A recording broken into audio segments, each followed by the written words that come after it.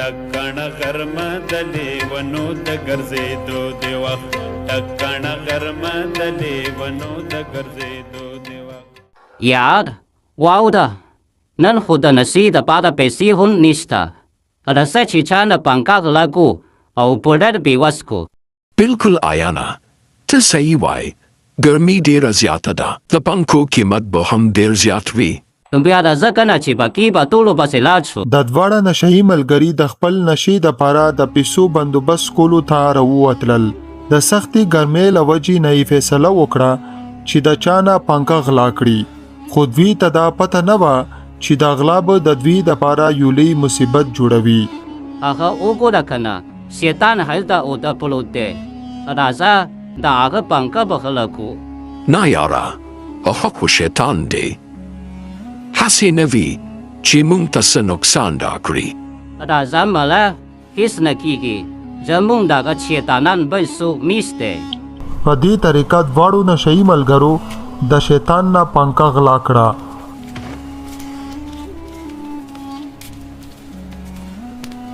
او زر ته زره هغه ځای نه وتښتېدو. لږ ساعت پس شیطان ته ګرمي ولګېده او د خوب نه راویښ شو. دا څه وشول؟ زما پنکې چېرته لاړو؟ دا ضرور د دې کلي خلکو کار دی. اوس به زه د دې کلي خلک چېرته هم په ارامه خوب ته پرېږدم ولې چې دې زما خوب خراب کړی دی. نو داسې شیطان د غصې نه ډک شو او د کلي خلک به چې کله اوده شول شیطان به د دوی کورونو ته تللو. پنکې به یې غلا کولې او خپل محل ته به یې راوړلې. سحر چې شو د سختې ګرمۍ له وجې خلک ډېر پریشان شول او ټول د خپلو کورونو نه بهر راووتلل. ما پنکې د شپې غلا شو. زما د کور خلک د ګرمۍ نه ډېر تنګ دي. که دا حال داسې روان و زموږ وړه وړه بچي به د ګرمۍ نه مړه شي. د دې مسلې حل به ضرور وباسو که نه یې رښتیا به د ګرمۍ موږ تباه کړي. داسې شیطان هره شپه د خلکو کورونو ته تللو. د پنکو سره یې کولرونه هم غلا کول شروع کړل او خپل محل ته یې راوړل. د کلي خلک د سختې ګرمۍ د وجې ډېر پریشان شول خو لا ورته معلومه نه وه چې دا هر څه شیطان کوي.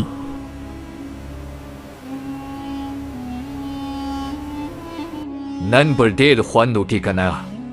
زه به په ادم د نوي کولر ته اوده شم. ما نوي کولر اخیستی دی. نور بس ګرمۍ نه خلاص شوم. دومره خوشحال مه کېږه. ستا د کولر به نن شپې شیطان غایب کړي. ایزه مړه ها ها ها ها نن به دا کولر هم زما محل ته لاړ شي. نو داسې شیطان د شپې په وخت هغه سړي نه کولر هم غلا کړو او هر ماښام به د کلي د خلکو پنکې او کولرونه غایب کېدل.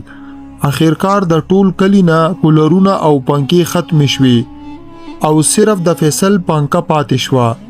فیصل یو دینداره او نیک اخلاق خاوند وو.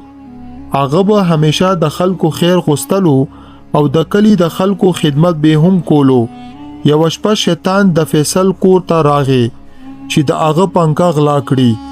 خو چې د فیصل د کور نږدې شو نو وویرېدو او ورو ورو شاته شو او لاړو وتښتېدو ځکه چې فیصل شپې ناست و او د قرآن پاک تلاوت یې کولو.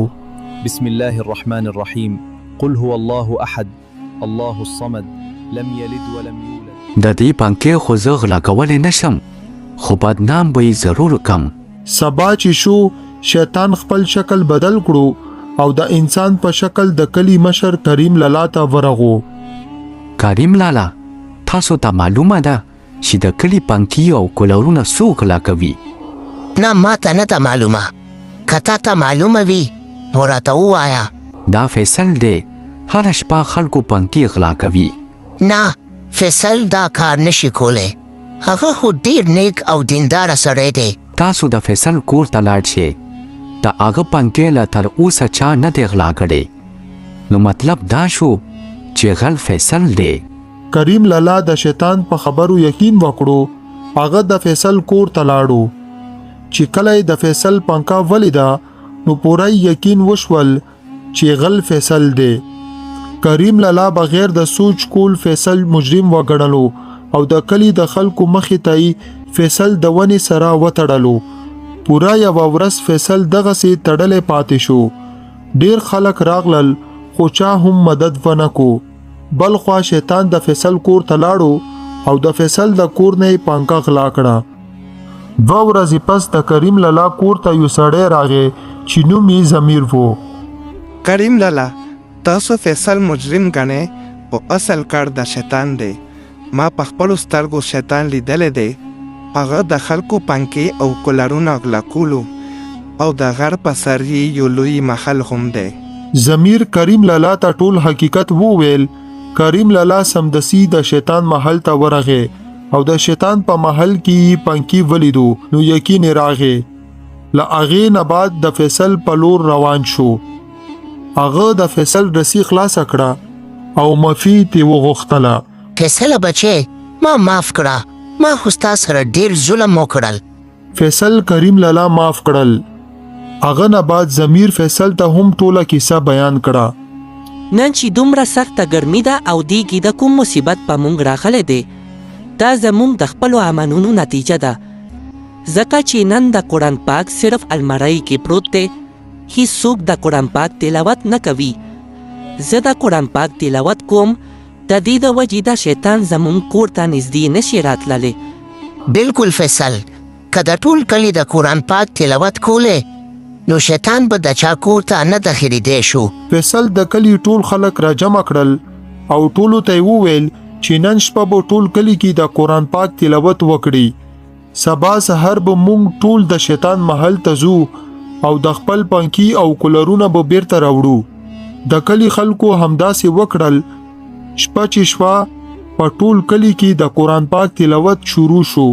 بل خوا شیطان ورخطا شو او سخت وویریدو ولې چې هغه د قرآن تلاوت واوریدو. سبا چې سحر شو فیصل او د کلي ټول خلک یو ځای شول او د شیطان محل په لور روان شول. آخر تاسو ته معلومه شو چې پنکې ما غلا کړي دي. اوس بستا ظلم نور زوال راغی. د دې محل نه ووجه ګنې مونج به دی وخو او چکنی به درکې وکړو. زه به تاسو ټول هلاک کم.